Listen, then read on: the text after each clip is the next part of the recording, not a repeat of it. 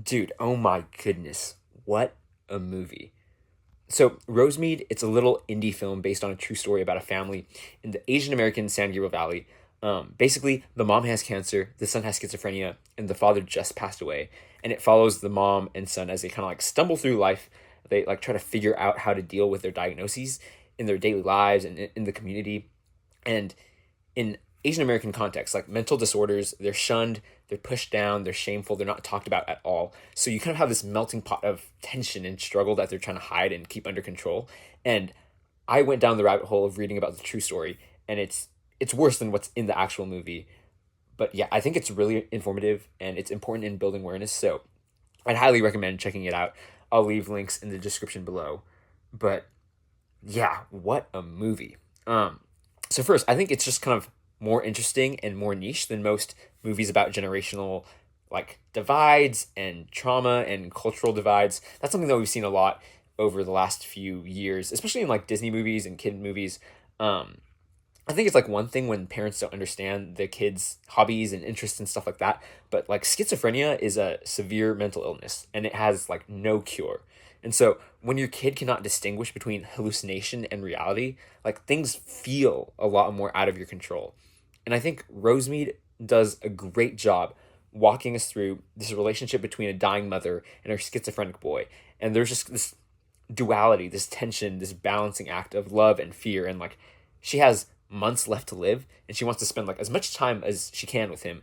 But like he also like snaps into a hallucination at a moment's notice. And so just drama in a really sad story that's real. And I can't really say that I enjoyed this film because it's not an enjoyable time and like the subject matter is heavy. But I think it was a great experience. It was super insightful and very, very emotional. Um, I love family dramas, and I think it has all the heartfelt bittersweetness that you'd expect. But there's also just this eerie tension throughout the movie, and it's not because like there's horror or scary elements to the movie, but this subject matter is just so horrific and terrifying and scary, and there's this kind of slow, methodical pace to the movie that creates this feeling of impending doom. And as someone who like grew up in the surrounding areas with a very similar Asian American immigrant demographic and background, this movie like felt very authentic in how it played out with like the places, with the sets, the characters. It feels like I've seen these people before. And I think the production design, the cultural pressures, the character choices, the atmosphere, it was really on point. And I think it's most apparent in Lucy Liu's character. Like she is fantastic, absolute banger of a performance. Um, and in this movie, Lucy Liu, her character has a heavy, heavy Chinese accent, and I was pretty surprised at the first line that she spoke. Like I was not ready for that, because in real life, I don't think she's a great Chinese speaker. But I read in an article that she practiced Chinese for years for this role, and it took kind of a little while to get used to. Um, but I forgot about it so soon, and it was really good. I think she did amazing work here, and big props to like the styling and her physical posture. Like it made her look so much like a lonely, isolated, old Chinese mom. Like Lucy Liu is typically like a beautiful supermodel that we've known her as, and I think her physical acting, the movements, like she would shuffle her feet and walk in a specific way. The way that she kind of slowly, gingerly walks downstairs. It was all very good and real, and something that like Asian women in that age range like would move like. And so seeing that, I was like, it was uncanny. And I know Lucy Liu, she's an executive producer, I think, on this movie, and she stayed with this project, trying to get it made for about like 5 years. So I think you can really tell that the heart is there, the attention to detail, and I was just really impressed at the due diligence that was done. And then of course, like her regular acting of like the lines, the way that she looked, like there's these longing looks that she has when she's just looking at her son, and she communicates so much, like so much love, so much horror, so much powerlessness, so much like shock. Um, and she has two crying scenes in this movie that I thought were really incredible. Partially because of just like when in the story it happens, and also like her performance. And I feel like I know aunties like her, and I want to root for her. Because like she looks like me, and like she does things that like my mom kind of does, and there's just like a connection that I felt to her. So she absolutely rocked this movie. The dude who played the son was also great. I think his name is Lawrence Shu. He's a newcomer. He did it all well. Like I'm not a super big schizophrenia expert or anything like that, but it felt like it was portrayed well and acted well. Um, so big props for them. Now, kind of, I think spoiler time, because I think this review would like it needs to talk about the ending. So I fully recommend you watch it. Go watch it, and then you can come back here later.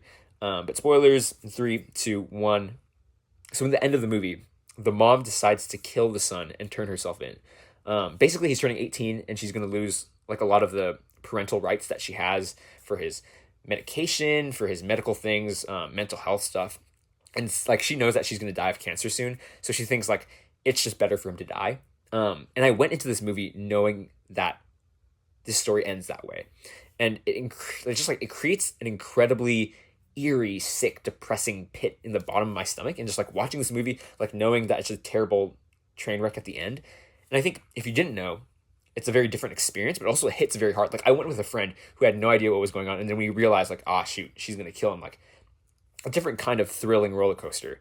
But either way, I think it's an absolutely emotionally engaging experience in theaters. And yeah, it just hits so hard. And lastly, I think another pressing conversation topic is how the mother is depicted. Because on paper, obviously, she was kind of like a crazy woman who murdered her own son.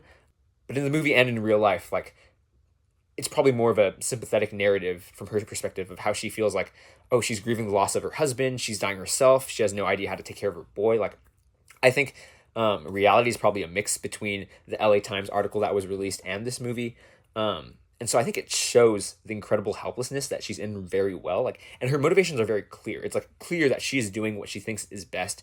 And obviously, I don't think the movie condones what she did.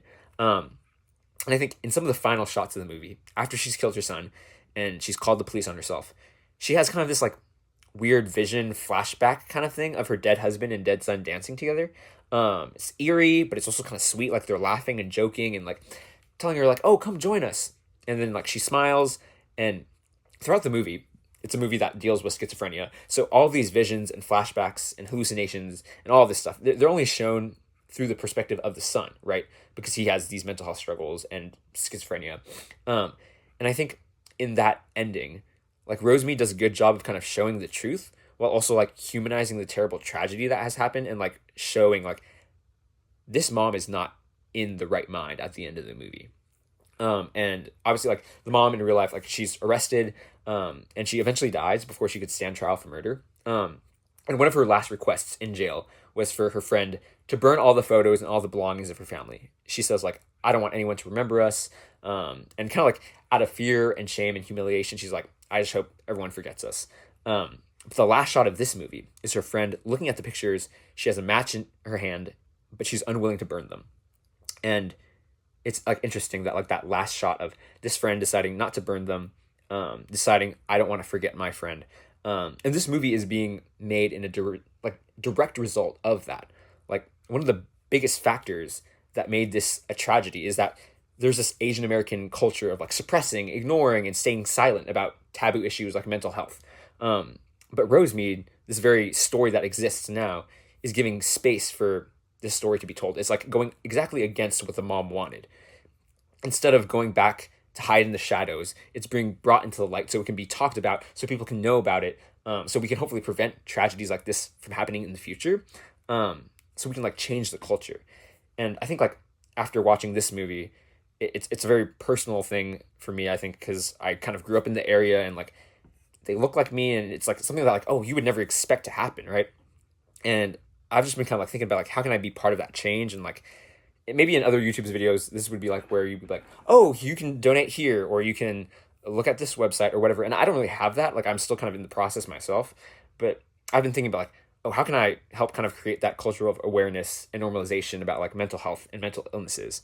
And in the future, like if I have a family, and like how would I want to parent and make those things clear and kind of foster like a space where like my kids know that they can talk to me and like have that connection. And like that's not fully up to like me, but like that's something I'm thinking about now, right?